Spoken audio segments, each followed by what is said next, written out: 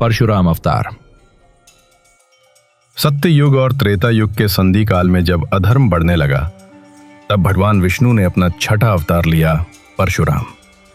परशुराम का जन्म कोई साधारण घटना नहीं थी।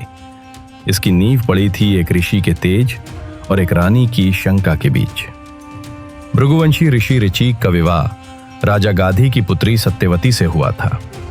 ऋचिक ने अपनी पत्नी और अपनी सास को पुत्र प्राप्ति के लिए दो अलग अलग चरु दिए, एक ब्राह्मण गुणों वाला और दूसरा क्षत्रिय गुणों वाला। किंतु रानी ने शंकावश प्रसाद बदल दिया। जब ऋषि को यह ज्ञात हुआ तो उन्होंने बताया कि अब सत्यवती का पुत्र ब्राह्मण होगा, लेकिन उसका पोता क्षत्रिय गुणों वाला महायोद्धा होगा।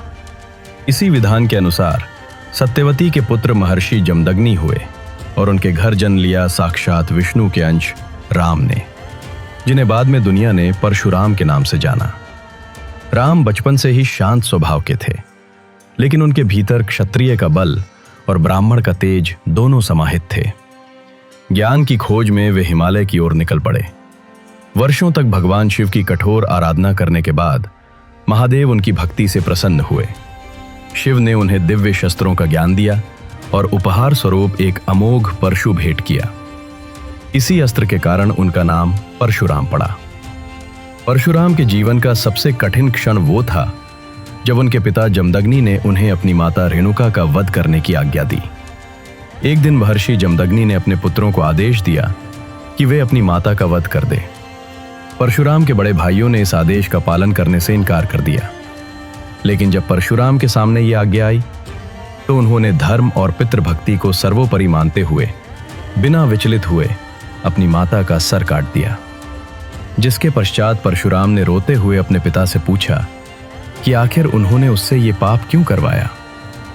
तब ऋषि जमदग्नि ने कहा कि एक दिन माता रेणुका नदी में स्नान करने गई। वहां उन्होंने गंधर्वों को जल क्रीड़ा करते देखा और क्षण भर के लिए उनके मन में अस्थिरता आ गई। जब वे आश्रम लौटी तो महर्षि जमदग्नि ने अपनी योग दृष्टि से ये जान लिया, परंतु महर्षि जमदग्नि परशुराम की आज्ञा पालन भावना से प्रसन्न हुए और उन्हें वरदान दिया। परशुराम ने उसी क्षण अपनी माता के पुनर्जीवन की प्रार्थना की और रेणुका पुराण जीवित हो उठी। ये प्रसंग भगवान परशुराम के कठोर धर्म पालन और अदम्य भक्ति का प्रतीक है। समय बिता। उस काल में माहिष्मती नगरी का राजा सहस्त्रबाहु अर्जुन अत्यंत शक्तिशाली था। उसे 1000 भुजाओं का वरदान प्राप्त था। एक बार वो महर्षि जमदग्नि के आश्रम पहुंचा, जहां ऋषि ने अपनी दिव्य गाय कामधेनु की मदद से पूरी सेना का शाही सत्कार किया। अहंकारी राजा ने ऋषि से वो गाय मांगी, लेकिन मना करने पर उसने बलपूर्वक कामधेनु को छीन लिया और आश्रम का अपमान किया। जब परशुराम को यह ज्ञात हुआ तो उनका क्रोध प्रलय बन गया। उन्होंने अकेले ही माहिष्मती जाकर सहस्त्रबाहु की 1000 भुजाएं काट दी और उसका वध किया और कामधेनु को वापस ले आए। प्रतिशोध की आग यहीं नहीं रुकी। सहस्त्रबाहु के पुत्रों ने आश्रम पर हमला कर निहत्थे महर्षि जमदग्नि की हत्या कर दी। पिता के मृत शरीर पर 21 घाव देखकर परशुराम ने भीषण प्रतिज्ञा ली, मैं इस पृथ्वी को अधर्मी और अत्याचारी क्षत्रियों से 21 बार मुक्त कर दूंगा। भगवान परशुराम ने पूरे भारतवर्ष का भ्रमण किया और जहां भी धर्म की मर्यादा टूटी थी, वहां न्याय का संहारक बनकर अधर्म का विनाश किया। उन्होंने क्षत्रिय वंश को लगभग समाप्त कर दिया।